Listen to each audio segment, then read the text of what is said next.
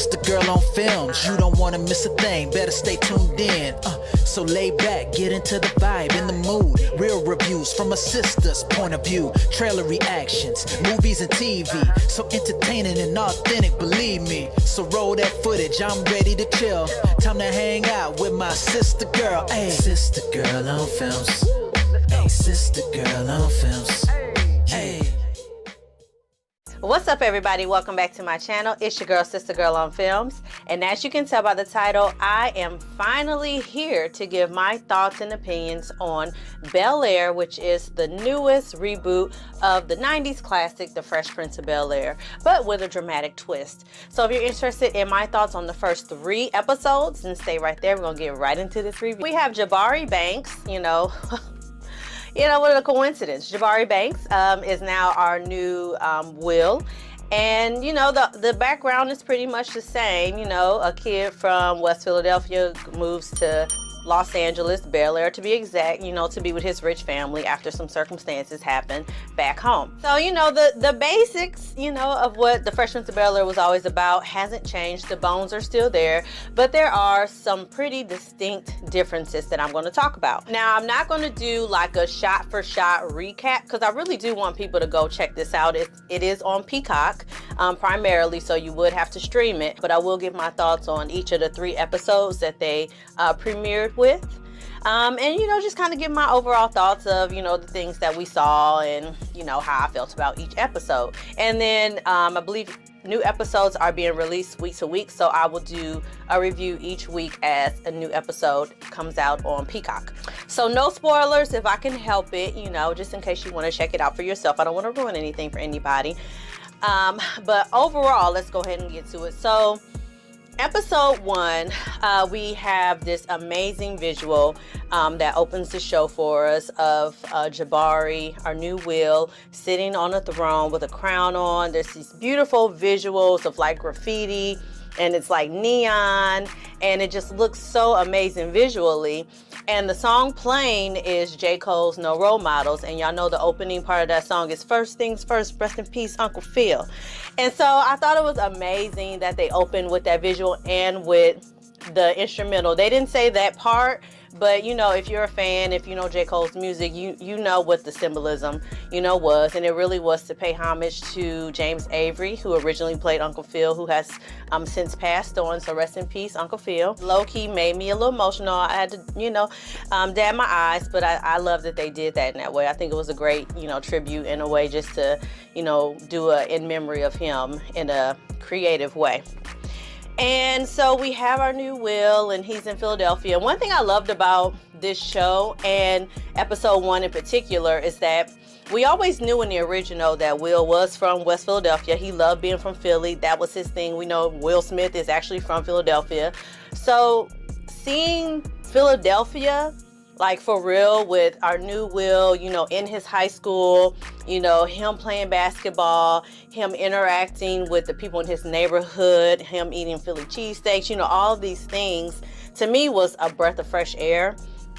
And I love that new element because it allowed us to really see what Will was like at home. The episodes on the original one, when they would go back to Philadelphia, it was like on a sound stage. It looked really grimy and dirty, and it didn't really do justice to Philadelphia, in my opinion. It just kind of showed Will maybe being from a tougher neighborhood, but it didn't really show Philadelphia. And I think, Philadelphia has a rich history. They had the opening song for Will when he woke up in the morning. His alarm is Freeway. I forget the name of the song, but I know it's What We Do Is Wrong. Y'all know the name of the song. Put it in the comments. Y'all know the name of the song. So I think that's dope that they put in all these modern elements for Will. So there are just these little small elements that just was really like, let's give respect to Philadelphia this time around. And that is Will's backstory, but let's really show the things that, our character would love and really miss about Philadelphia once he goes and moves to Bel-Air. So I really love that about the first episode. We have Will, and we have Trey, who is his best friend from back home, which we didn't get a whole lot of Trey in the original one. So I love that they spent time to really build that friendship and show why they were so close and like brothers, and why things that kind of happened to Trey as the season progressive, how they really are impacting Will and why he's so emotional about it. So I really loved how they are really building out Will and his background and his home life in Philadelphia, just so we can understand why his move from being in the hood is so traumatic for him, given that he's moving on up, he's moving to Bel-Air, where some people be like, I'll be happy. But when you have those type of relationships with your mom and your best friend and your high school and things like that, it can be traumatic regardless. In the neighborhood you live in, you love it. And that's what and you appreciate everything about it. And no matter if you go from being in the hood or not the hood and you move to a totally different neighborhood, I don't care how beautiful and lavish it is, it's not what you know and it's not your people. So I really love that they are really delving into that and really exploring what that will look like for Will, and not a comedic way, because there ain't shit funny about the real reason why Will had to go out to Bel-Air in the first place. And so one of the similarities that I think that the show is doing a really good job so far on hitting on is showing how Will and his arrogance and his ego can really get him into trouble. I think that is something that the original show did a good job of really showcasing, but this does a good job of doing that as well. But they show that there in real life there's some dire consequences when you let your ego and arrogance and your reputation and you trying to give off this persona that might not necessarily be you can really lead you down a road that is hard to navigate away from once certain decisions are made. So episode 1, like I said, is really just kind of setting that groundwork for us and really just showing us like, look, fans, we're going to give y'all a little bit of nostalgia here and there, but we really need y'all to understand that this is a new fresh take on a classic. And episode 1, I feel like really did a good job. We have our new Banks family. They are a gorgeous looking, highly melanated family. I love it. I love Coco Jones as Hillary Banks. Again, a new spin on Hillary, where she was kind of more vapid in the original one, just like a valley girl, oh my God, daddy, I need your credit card, things like that. And in this, Hillary is still a daddy's girl for sure, but it's shown in a more subtle way, and you can see that there's also like some tension between her and her mother, Aunt Viv, and I think they do a really good job of showing just those little touches of how she's still a daddy's girl, but in a modern sort of way. And Coco is not giving us a Hillary that's kind of ditzy. She's very smart. She's very strong. She's very much trying to find her own way in this world and doing it in a way that she is really the opposite of the Hillary that we know. And some people might like that. Some people might not like that. But for me, I love what they did with Hillary. And I always loved Hillary. I loved her fashion. Coco is killing it with the fashion. She looks amazing. Body is banging, honey. Coco Jones is gorgeous. And so I think that she's a great casting choice for this new take on the Fresh Prince of Bel-Air as Hillary. And so we also have, of course, our new Uncle Phil. Daggone, I forget his name. I'll put their names on the screen, y'all, as I'm talking about them, because y'all know I'm bad with names. But actually, I was kind of nervous about him as Uncle Phil because that's such a major role. But I think that he is doing a great job. I wasn't sure how they were going to do the whole Uncle Phil, kind of side-eyeing Will and being really tough on him at first, and how they were going to play it. But they did it really well. But I mean, this Uncle Phil is just a little bit more fly, and a little bit more charming, a little bit more zaddy-ish with it. Y'all get what I'm saying. And so I think that he's doing a good job of kind of being like the cool, that's what it is. He's being like the cool, young version of what Uncle Phil would look like. In our James Avery rendition of Uncle Phil was more kind of like that father figure, and not necessarily like the young, hip uncle, but maybe more like a more distinguished. See how I'm coming up with the words? More distinguished kind of uncle, soon to be father figure. Aunt Viv, I'm loving her. She definitely don't play no games when it comes to her family, and she definitely loves being black and her blackness and what that means. Viv is still embodying being that loving, caring aunt, that loves her nephew and recognizes that, he was dealing with a very scary situation in Philadelphia, and you know, she just wants him to be able to kind of fit in and get along with the family and Carlton, which we'll get into shortly.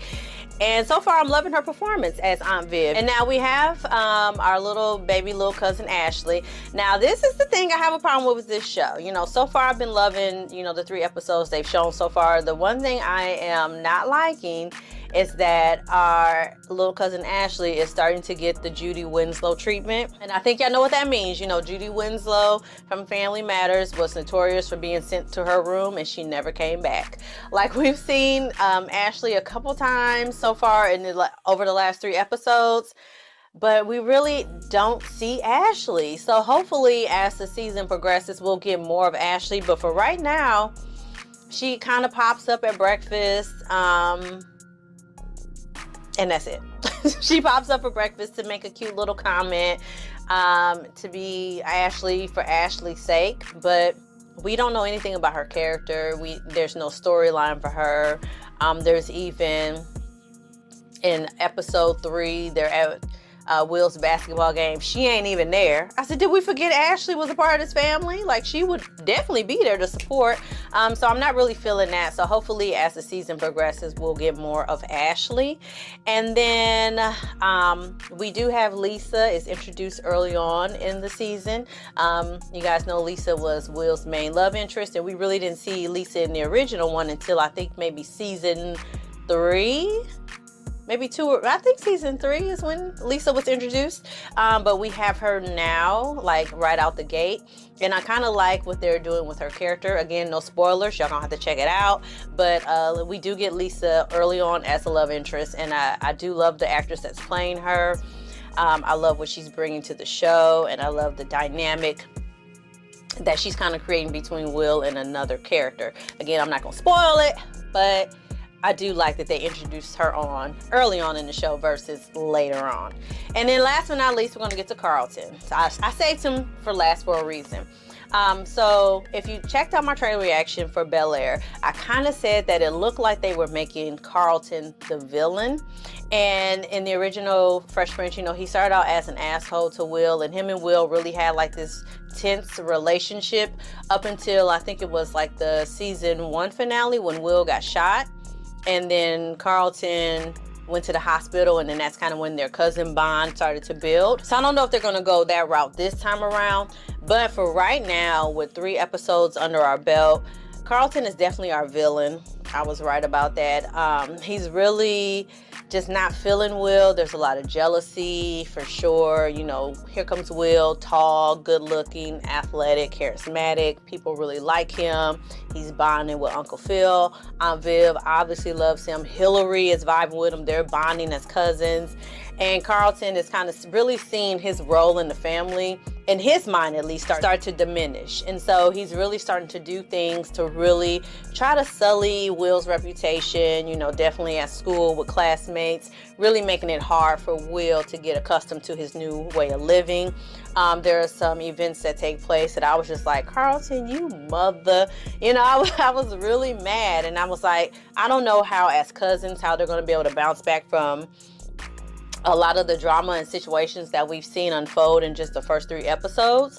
But I'm curious to see how they'll kind of develop as we move forward with that dynamic between Will and Carlton, because right now it ain't looking too good, and it looks like Carlton at the end of episode 3 is really about to spiral out of control. So I'm really curious and excited to see what's going to happen with Carlton and with his family and that Will dynamic and really his reputation at school, because right now he's definitely our villain. And it kind of sucks to see that in a way. But also I think it's interesting to see how Carlton would have used his power, influence, and money at school and with peers to make things as difficult for Will as he possibly could.